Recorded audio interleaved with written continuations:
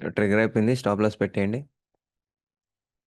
Stop loss strictly పెట్టండి guys. Within సెకండ్స్‌లో వచ్చేసినా మీరు ఎస్ఎల్ తీసుకోవాలి అంతే. ఓకే. టార్గెట్ కూడా ఏందిరా టార్గెట్ పెట్టేసింది. అరెరెరే బుజ్జి. చలో గైస్ టార్గెట్ 140 ఫస్ట్ టార్గెట్. చలో 140 140 డన్. 140 డన్. 147 ఓయబ్బా! Done. Deepavali done. Guys trailing trailing SL 130 పెట్టేస్తాం. చలో దీపావళి డన్ అండి. Next target 150. చలో చాలు సాయిరామ్ సాయిరామ్ అంటున్నాను. ఓన్గా ట్రై చేసాం. మార్నింగ్ ఒక ట్రేడ్ తీసుకొని బ్రో ఎస్ఎల్ హిట్ అయింది. సెకండ్ ట్రేడ్లో ప్రాఫిట్ వచ్చింది కానీ ట్రైల్ చేద్దామని కాస్ట్ టు కాస్ట్ ఫిట్ అయింది.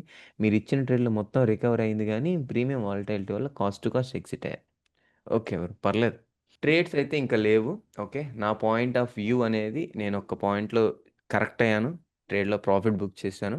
అండ్ మ్యాక్సిమం ట్రేడ్స్ కోసం ఉండొద్దని చెప్పాను ఈరోజు. ఓకే నేనైతే చెప్పాను కదా! సో, నాకు సెల్లింగ్‌కి ఇంట్రెస్ట్ లేదు. బట్ నేను సెల్లింగ్ ఎందుకు ఇచ్చానో తెలుసు కదా!